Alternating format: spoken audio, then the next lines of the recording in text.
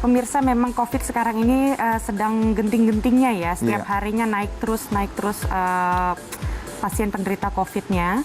Jadi buat kalian semua kita anjurkan, mungkin kalau kalian panik atau mau mengukur saturasi oksigen buat para penderita COVID, kalian bisa punya alat oximeter mungkin di stok di rumahnya, seperti itu ya Kak? Betul, jadi memang ya kalaupun memang kondisinya sedang mengkhawatirkan, kita yang penting adalah waspada, bukan takut atau panik. Karena kan ada yang bilang nanti kalau terlalu takut atau parno, imunnya turun, malah jadi lebih mudah sakit ya kan. Ya, tapi yang terpenting kita harus cari banyak-banyak informasi yang bisa membantu. Semoga informasi yang kami hadirkan menutup jumpa kita kali ini juga bisa memberikan tambahan info ya, terutama tentang masalah proning. Ini apa sih, ada hubungannya sama sesak napas? Nanti kita lihat, tapi yang pasti jangan lupa kita akan kembali hadir lagi jam 6 waktu Indonesia bagian Barat hanya di Trans TV, milik kita bersama. Sehat selalu, jaga prokes terus ya.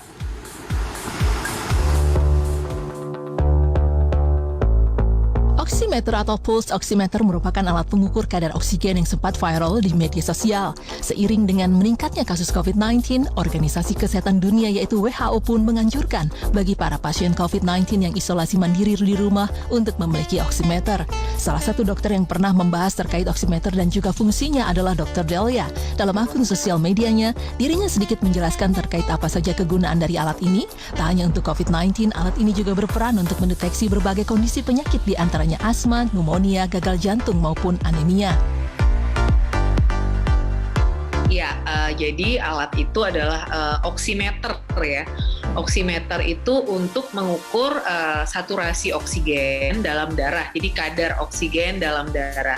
Sebenarnya untuk mengukur kadar oksigen dalam darah itu bisa dengan analisa gas darah. Kalau itu kan kalau kita ke rumah sakit ya, kita diambil darah dan lain-lain. Tapi kalau kita sekarang kan pada penuh nih ya kan, berita-berita di rumah sakit, terus kemudian jadi kita perlu untuk memiliki oximeter itu tersebut. Dan sekarang kan kita tahu ya, virus corona kan penularannya semakin cepat ya. Terus kemudian kita juga pernah dengar lagi yang ada namanya happy hipoksia. Jadi orangnya baik-baik tapi kadar oksigennya turun. Itulah pentingnya alat itu untuk kita punyai di rumah gitu. Salah satu gejala dari COVID-19 adalah sesak nafas, namun tidak serta-merta hanya dengan satu gejala saja bisa dikatakan terpapar virus COVID-19. Ada banyak faktor penyakit yang membuat saturasi oksigen dalam darah menurun. Dan juga, oximeter ini hanya bisa digunakan untuk mengukur kadar oksigen saja, bukan sebagai tolak ukur seseorang terpapar virus COVID-19 atau tidak.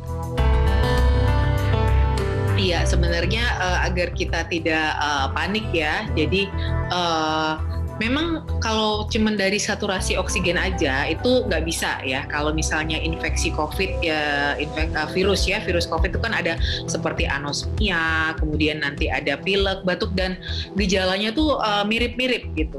Jadi tetap kalau untuk membedakan itu tidak bisa sebenarnya. Jadi saturasi oksigen itu yang kita tahu melalui alat yang saya tadi bilang ya, oximeter itu ya indikator kadar oksigen dalam darah. Jadi bukan untuk membedakan itu COVID atau bukan. Kalau untuk itu COVID, dia harus didiagnosis gitu oleh dokter ya. Jadi tidak melulu kalau misalnya dia aduh turun nih, gua COVID nih, enggak gitu. Jadi COVID-19 itu tetap harus didiagnosis. Jadi bukan karena kadar atau saturasi oksigennya turun. Dalam kondisi seperti ini, pastilah kita sedikit khawatir jika harus memeriksakan secara langsung ke rumah sakit. Dr. Delia menjelaskan ada sebuah cara untuk mengurangi sesak nafas akibat kadar oksigen dalam darah menurun, yaitu dengan cara proning. Jadi itu disebut dengan posisi proning ya. Jadi dia membalikkan posisi pasien dengan aman untuk mengurangi beban kerja pada paru. Jadi posisi tersebut biasanya ada 3 posisi, yaitu dia ditengkurapkan ya, kemudian ada gambarnya ya, jadi ada bantal itu ada di bawah leher, kemudian di bawah perut dan di bawah kaki ya, itu posisi pertama. Terus kemudian yang kedua bisa juga dia senderan gitu agak ke belakang dengan kita disangga oleh bantal, terus posisi kita agak ke belakang gitu.